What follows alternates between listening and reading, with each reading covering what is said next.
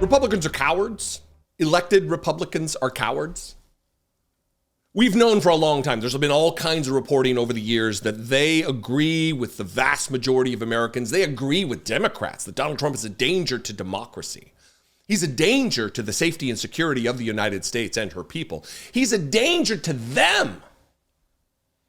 And this Vanity Fair piece is remarkable. I got some quotes in here from elected Republicans in the Senate, in the House, that they are afraid for their lives and their families' lives because of the threat that is posed by Donald Trump and his unwashed, low-information horde of sycophants. The people that he pardoned for their crimes against the Republic pose a threat so real that these people do what Donald Trump wants because they're afraid. Scared shitless is actually how Vanity Fair posted it in the headline. Here's the headline. They're scared shitless. The threat of political violence informing Trump's grip on Congress. With the president smashing norm after norm, even lawmakers within his party have feared for their personal safety, and at least one told confidants that it has swayed his decision-making. I'm going to read several paragraphs from this. And trust me when I say it gets worse, and one paragraph after the next. It's one worse after the next. It gets worse and worse and worse, the things that these Republicans admit to. And here's the overarching thing that I kind of want to drive home, is that a lot of people will give these people a pass. Certainly they gave Jared Moskowitz a pass when I was criticizing him a few months ago when he decided to join the Doge caucus and heaped praise upon Matt Gaetz and Elise Stefanik and just gushing over these fascists. And people said, well, there have been threats to his life. It's totally understandable that he's going to turn Trump because people threatened him. I have my life threatened pretty aggressive regularity. There's currently a case working its way through the system of someone calling the voicemail line, threatening to murder me and threatening to rape and murder Brittany Page. We're still doing what we do. We are not cowering in the face of these threats, and Republicans are. Here's the article. Democrats are in the minority in both the House and the Senate, which means the federal courts and congressional Republicans are the only guardrails on Trump's second term. So far, the judicial system seems to be holding, though a Trump-backed Supreme Court is now destined to rule on all manner of alleged overreach in the coming months. And it's an open question as to whether Trump will actually abide by rulings that go against him. Republicans in Congress, however, have consistently folded, approving of all Trump's cabinet picks, such as Robert F. Kennedy Jr. and Tulsi Gabbard, with only a faint whiff of pushback on some of their boundary-scorching backgrounds. The confirmations predictably short-circuited many Democratic observers, but the rolling headlines of late have even left some Republicans decrying the seeming erosion of checks and balances in recent weeks. Quote, they're scared shitless about death threats and Gestapo-like stuff, a former member of Trump's first administration tells me.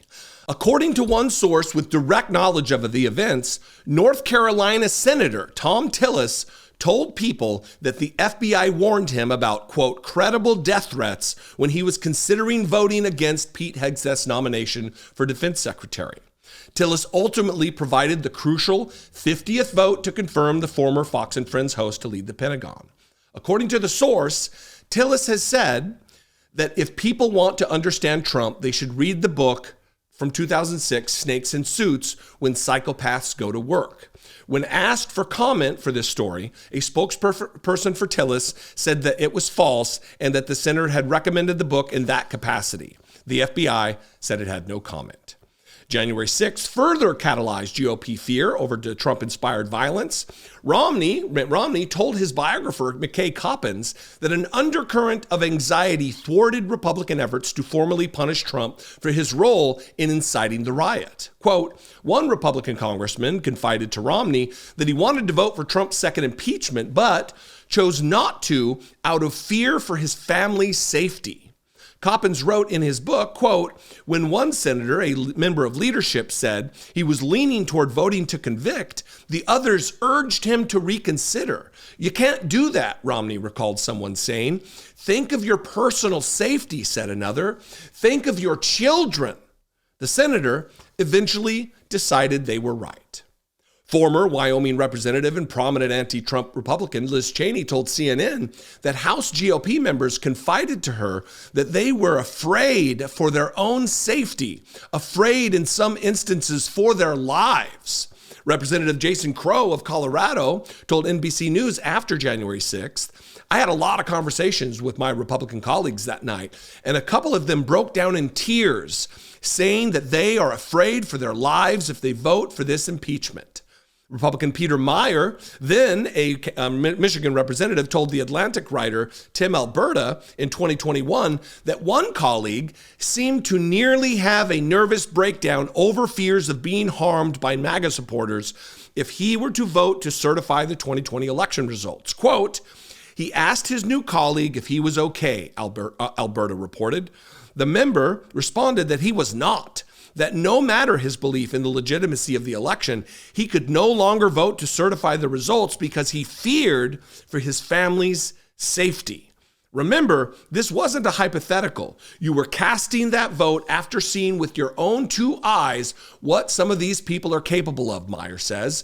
If they're willing to come after you inside the United States Capitol, what will they do when you're at home with your kids? Trump's mass pardoning of the January 6 participants has recentered those events in Republican minds of late, and this is one hell of a final paragraph. Get ready for this. Quote, a guy sends a mob into your workplace to kill you, and you're okay with that? Stevens tells me, speaking about his frustration with congressional Republicans. Stevens says, the clemencies send the message to Republicans that Trump will defend those who commit political violence in his name. This is not an excuse for Republicans for being cowards, but it does give you an eye inside into what takes place in their minds. These people, they're not brave. They show no courage because I can tell you, Democrats, elected Democrats, are constant with the criticism. That's bravery. That's courage. Courage isn't inaction, isn't not feeling fear. It's action in the face of fear. And Republicans can't find enough among them to show any courage. They cower at Trump. They do his bidding because they're afraid not only for their safety, but for the safety of their families at the hands of the unhinged, violent, armed mob that Donald Trump just pardoned, just gave them unconditional presidential pardons, even the violent ones, not just the people who just on a tourist visit in the Capitol, like they say, but the ones who fired weapons and beat cops.